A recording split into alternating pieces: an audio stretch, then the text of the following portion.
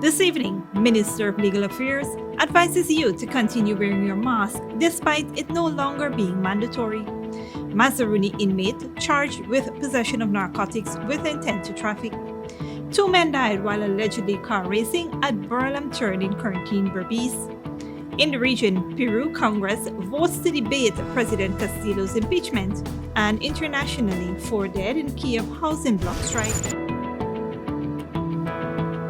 Greetings and welcome to another edition of Channel 2 Headline News Updates. I am Baby Bacchus. Thank you for joining us.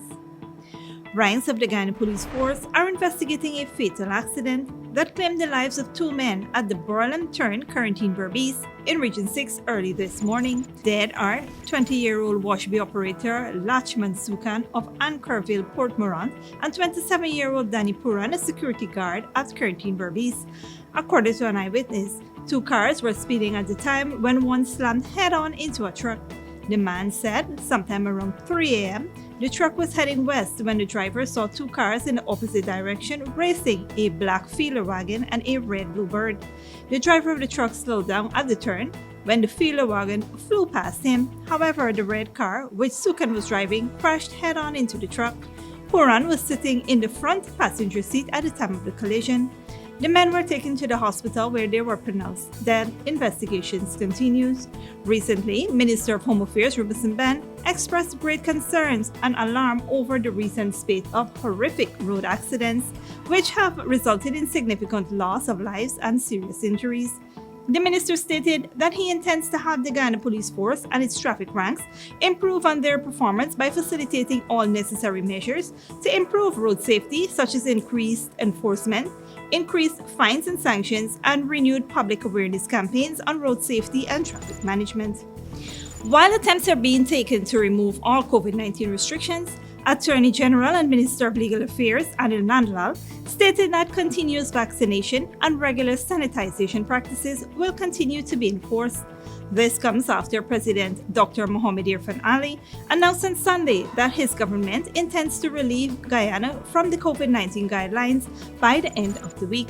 Several adjustments were subsequently made to the regulations under the Public Health Ordinance by the Central Board of Health. Consequent upon the President's announcements, naturally, the regulations which were made under the Public Health Ordinance by the Central Board of Health will now have to be adjusted, relaxed, and amended to accommodate this journey that the country will have to traverse to a state of normalcy. Minister Nandlall said the amended guidelines encourage Guyanese to wear a mask in public to prevent the spread of the disease, although the practice is no longer mandatory. What the guidelines now regulate, they continue to encourage persons to wear face masks. They continue to encourage persons to take their vaccines. They continue to encourage persons to take their booster shots. They continue to encourage persons who are employers or operators of businesses, as the case may be, and religious leaders to ensure that their hand washing stations or hand sanitizing equipment placed at conspicuous places within the business or the place of worship, as the case may be. As I said earlier, they continue to encourage the wearing of face masks, but the wearing of face masks is no longer mandatory. Nandlall went on to say that all current foreign travel protocols will be maintained. Significantly, all protocols currently in place in relation to international travels will continue to be in place, so you will still be required to obtain your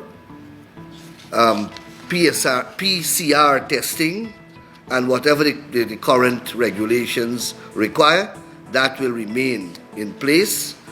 The requirement for vaccination will continue, and you will continuously be required to produce proof of vaccination whenever that is required. The places certified by the Ministry of Health to conduct the tests and the health licensing facilities, etc., will continue to be the authorized places for the conduct of those tests. Outside of that, every other guideline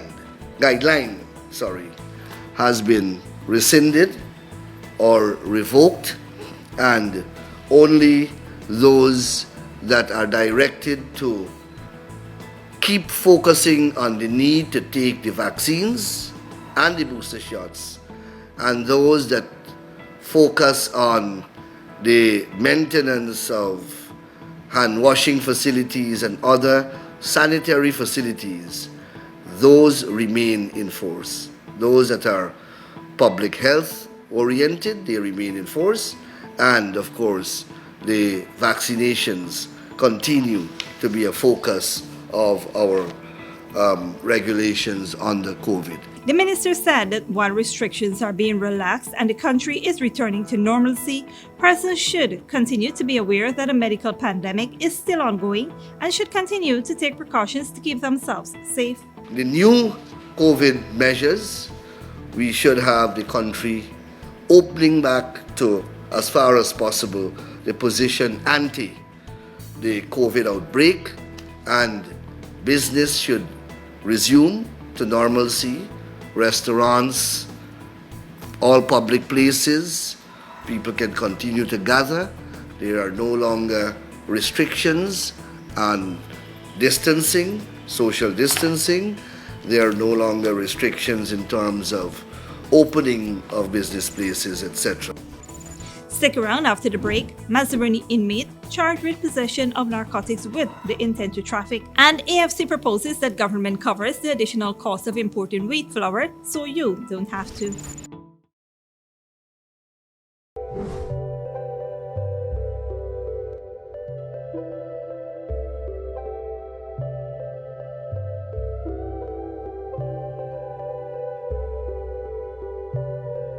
Maison Francois is the chocolate paradise of Guyana.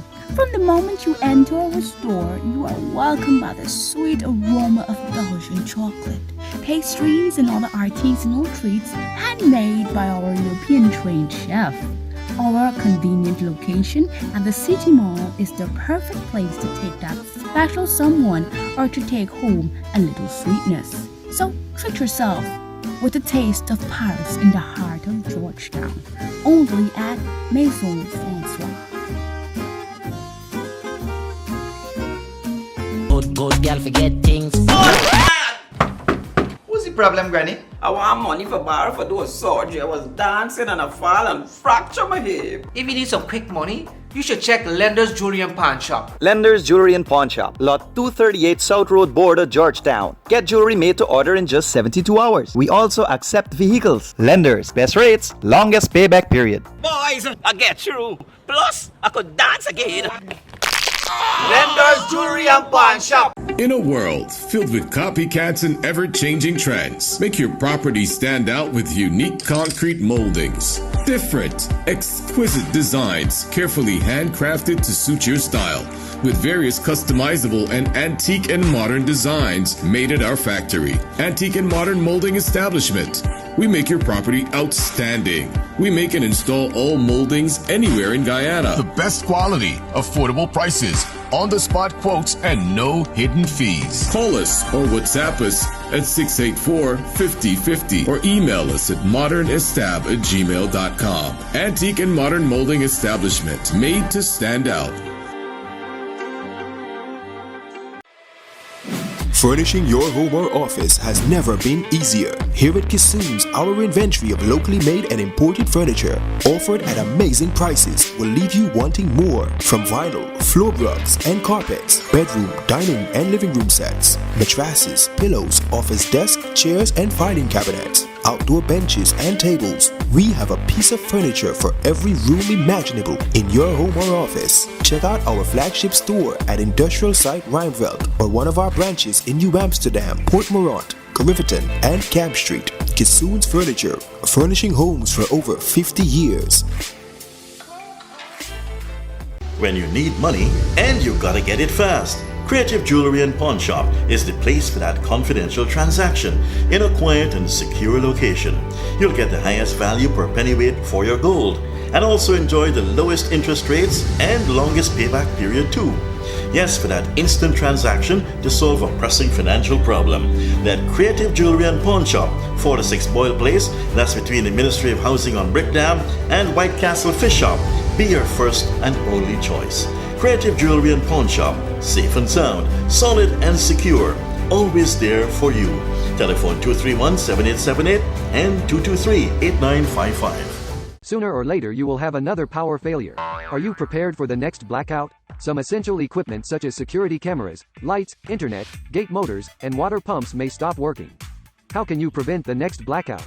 InverterTech has an affordable solution for you. A strong UPS system which uses the latest inverter and solar battery technology to prevent blackout. We smartly calculate your average power demand so you don't spend more than you need to. Call 223-2233 for more information.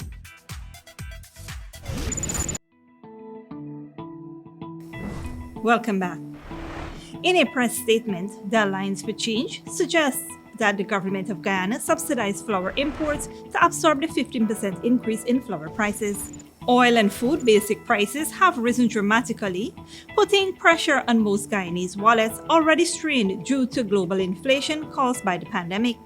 AFC said in a statement that while the people struggle to meet inflated prices, the government is expected to see a significant increase in revenues from the nation's oil exports.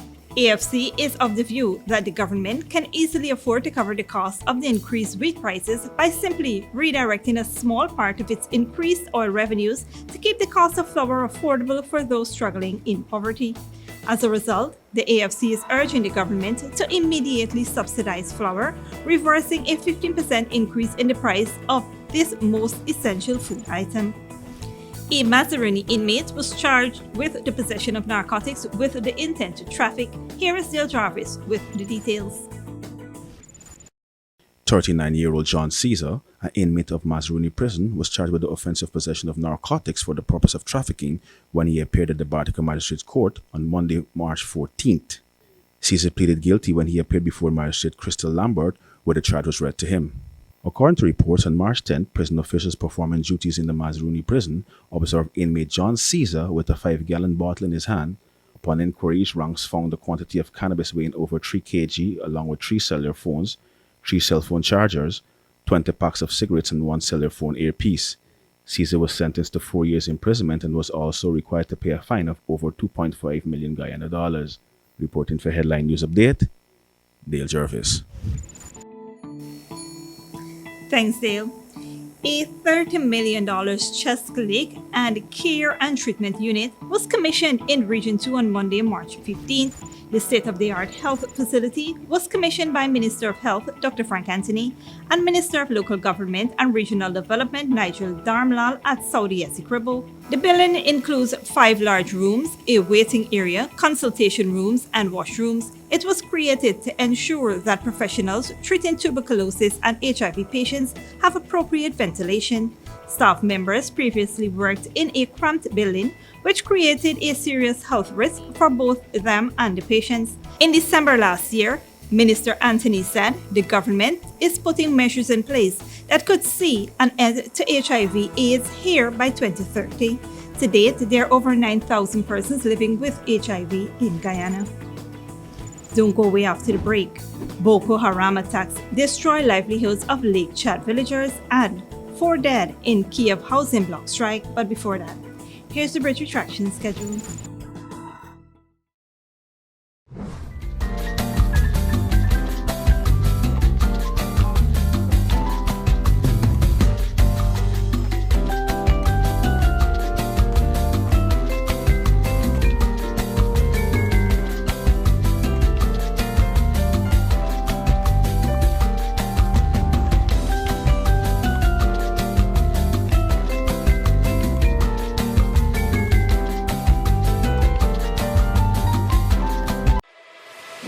Furnishing your home or office has never been easier. Here at Kissoon's, our inventory of locally made and imported furniture, offered at amazing prices, will leave you wanting more. From vinyl, floor rugs and carpets, bedroom, dining and living room sets, mattresses, pillows, office desk, chairs and filing cabinets, outdoor benches and tables. We have a piece of furniture for every room imaginable in your home or office. Check out our flagship store at Industrial Site Rijnveld or one of our branches in New Amsterdam, Port Morant, Riverton and Camp Street. Kissoon's Furniture, furnishing homes for over 50 years. Good girl forget things. What's the problem, Granny? I want money for borrow for do a surgery. I was dancing and I fall and fracture my hip. If you need some quick money, you should check Lender's Jewelry and Pawn Shop. Lender's Jewelry and Pawn Shop, Lot 238 South Road, Border, Georgetown. Get jewelry made to order in just 72 hours. We also accept vehicles. Lenders, best rates, longest payback period. Boys, I get through. Plus, I could dance again. Lender's Jewelry and Pawn Shop. Maison Francois is the chocolate paradise of Guyana. From the moment you enter our store, you are welcomed by the sweet aroma of Belgian chocolate, pastries and other artisanal treats handmade by our European-trained chef. Our convenient location at the City Mall is the perfect place to take that special someone or to take home a little sweetness. So treat yourself with a taste of Paris in the heart of Georgetown, only at Maison Francois. Sooner or later you will have another power failure. Are you prepared for the next blackout? Some essential equipment such as security cameras, lights, internet, gate motors, and water pumps may stop working. How can you prevent the next blackout? InverterTech has an affordable solution for you. A strong UPS system which uses the latest inverter and solar battery technology to prevent blackout. We smartly calculate your average power demand so you don't spend more than you need to. Call 223-2233 for more information.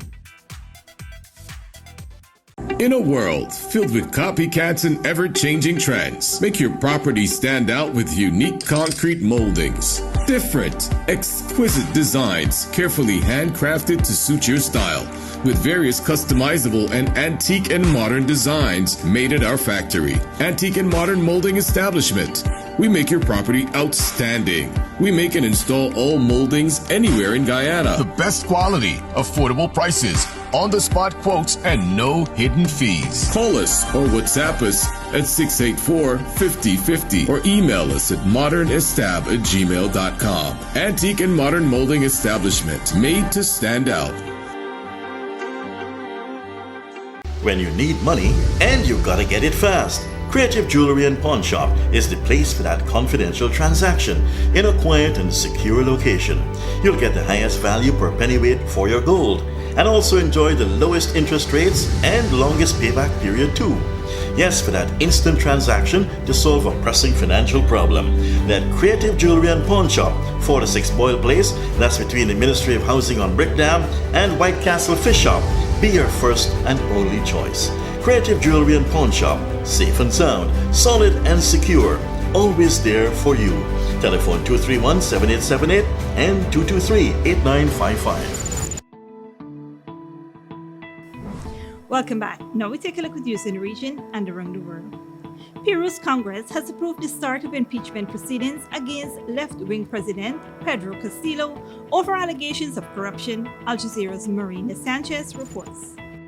Peru's political opposition is making another attempt to oust President Pedro Castillo. He's been in office less than 8 months, but opponents are trying again to impeach him. Despite a failed motion in December, they're now feeling confident. 76 votes is more than we expected. A good sign, a good start of the will of legislators. But it may not be easy. To remove Castillo from office, the political opposition needs 87 votes. And for that, they need members of Castillo's own political party to turn against him. And for now, that seems unlikely. However, many Peruvians are discontent. 63% of the country disapproves of his government, overshadowed by allegations of corruption at the highest level, including Castillo himself. But the president refutes these allegations. Ahead of impeachment proceedings, Castillo requested to speak to lawmakers. Tomorrow I'll be at the Parliament, the first power of the state, to tell them what we've come to do, what we're doing, and what we will do for this country. Having reshuffled its cabinet 4 times since taking office, the government has gone from one crisis to another. Castillo's allies blame opponents for the political instability. The purpose from day one has been to bring down Castillo. All roads lead to the impeachment. They lost the elections. They are very hurt and want to regain lost ground. As Castillo's defense or the president himself prepare to face impeachment proceedings in 2 weeks, legislators now race to secure enough votes to unseat him. But many Peruvians, angry at Peru's political class, say they'd prefer the president and legislators replaced. Mariana Sanchez, Al Jazeera, Lima, Peru. Internationally, people who depend on Lake Chad for their livelihoods are struggling as attacks by armed groups continue. The violence has pushed authorities in countries surrounding the lake to limit cross-border traffic. This is affecting the economy of the entire region. Al Jazeera's Heba Morgan reports. This boat was once Musa Barkame's only source of income. A trader from Chad, he says he used to transport goods between his country and Nigeria through Lake Chad. Now he only comes to check on it and clear out water that has seeped in. Trading between here and Nigeria is the only job I know. Then Boko Haram came from Nigeria and raided our village, killing 3 people and injuring others. I used my boat to get people out of the village and came here. Now have no work because I can't transport goods to the Nigerian side of the lake anymore. Lake Chad is a freshwater source for millions of people in Nigeria, Niger, Chad, and Cameroon, all of which surround the lake. It's also a source of livelihood for hundreds of thousands. Chadian traders used to transport goods on boats to Nigeria. Many here say it was more cost-effective. And fishermen rely on the lake to supply local markets. But since 2015, Boko Haram violence in northeastern Nigeria has spilled over the border to the lakeside villages that surround it. Authorities were forced to close the borders in response. Many here say that's caused a disruption in the market and led to increase in prices of goods.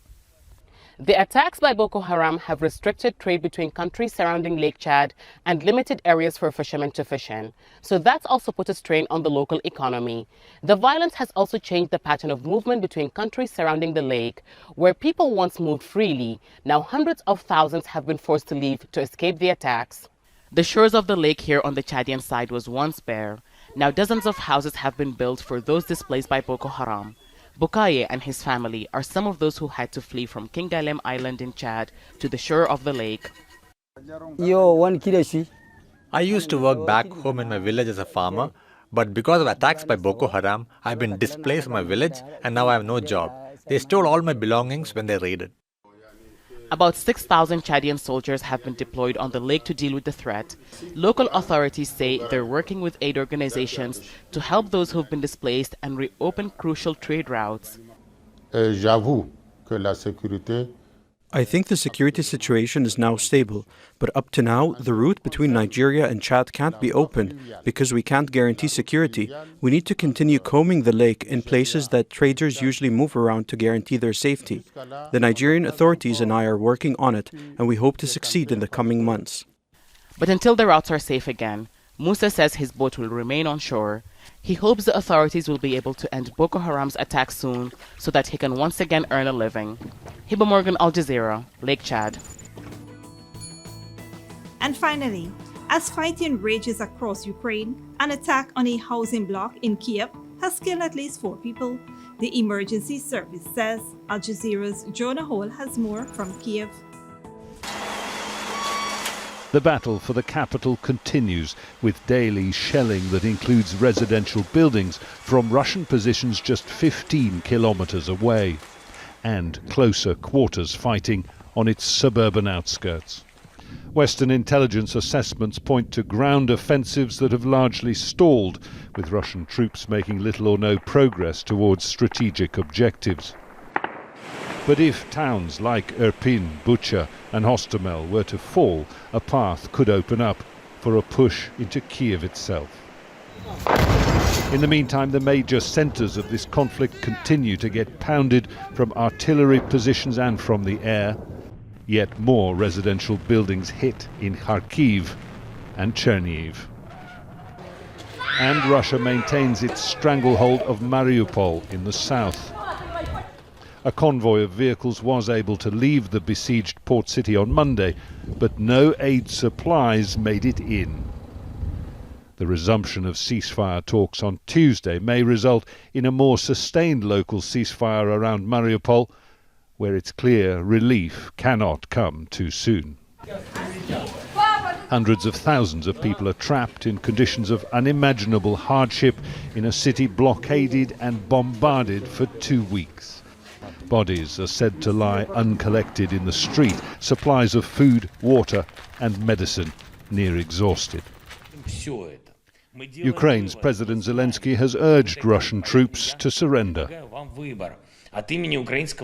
On behalf of the Ukrainian people, we give you a chance to live. If you surrender to our forces, we will treat you as humans have to be treated, with dignity, the way you have not been treated by your own army, and the way your army does not treat our people. Choose.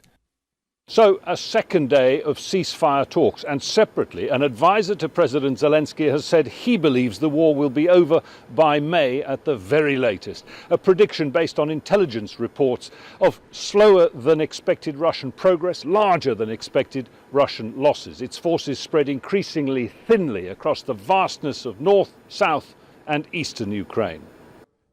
Wishful thinking, perhaps? The units of the People's Militia of the Donetsk Republic continue to compress the encirclement in Mariupol. The general advance from the east, the northern and western direction was up to 800 meters. The divisions of the Russian armed forces are continuing offensive operations. There are reports that Russia has already prevailed on allies like China and Syria for help. But all the heart in this fight belongs to Ukraine, and it refuses to submit. Jonah Hull, Al Jazeera, Lviv. And that is it for today's regional and international news. Here now is your 3-day weather forecast.